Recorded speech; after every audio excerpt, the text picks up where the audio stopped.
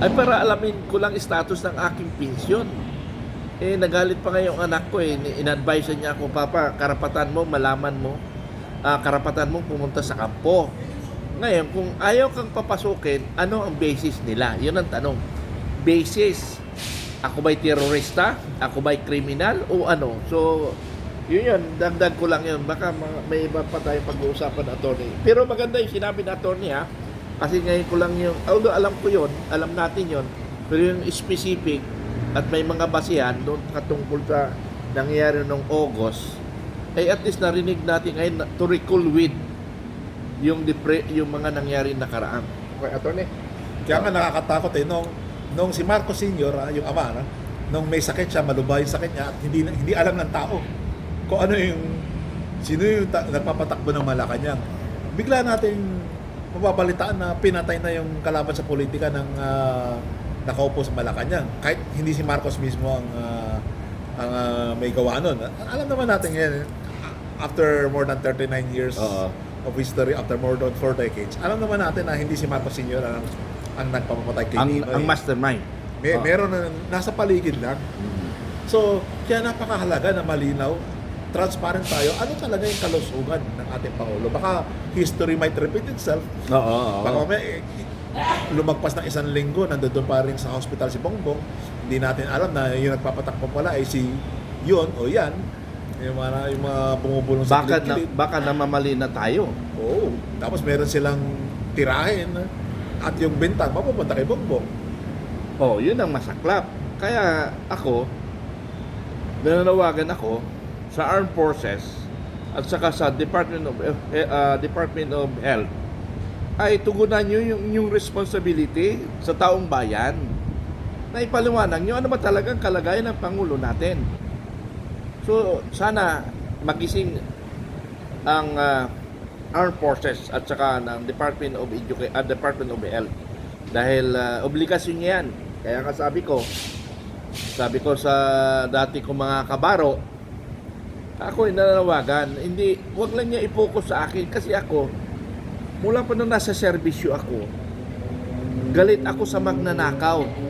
Natutulang. Kaya mayroon akong credibility magsalita laban sa korupsyon.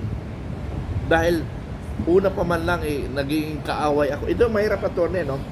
Kung sino yung lumalaban sa mga masasama, sa korupsyon lalo na, ikaw pa yung masama. Okay. Pero yung magnanakaw, yung pa ang maraming koneksyon. Ganun ba talaga yun, attorney? Yun yung nakakalungkot eh. Akala ko nung Pasko may ikukulong daw talaga. Oo, yun ang masaklap. Ano? Ang kinulong nila si General Pocis na lumalaban sa korupsyon. Oo, si General Pocis, grabe naman. Wala ang ating gobyernong administrasyon ngayon. Galit sila sa mga nagkumokontra sa kanila.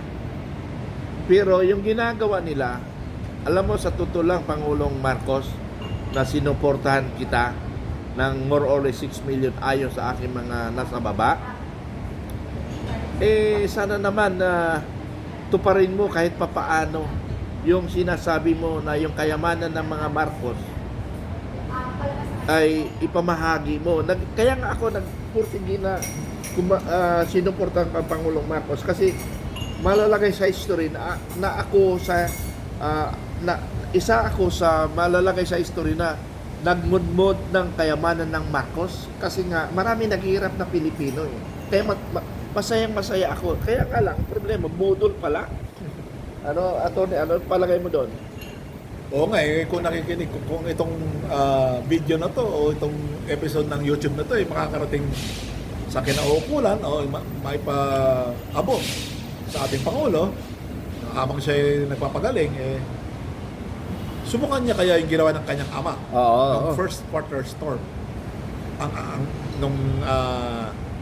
ginawa ng kanyang ama ay kinonvene niya yung kung tinatawag ay Council of State, na ginawa niyang Council of Leaders na pinulong lahat ng mga past presidents, past vice presidents, mga past senior officials ay pinagpulong-pulong niya at nakipag-consulta.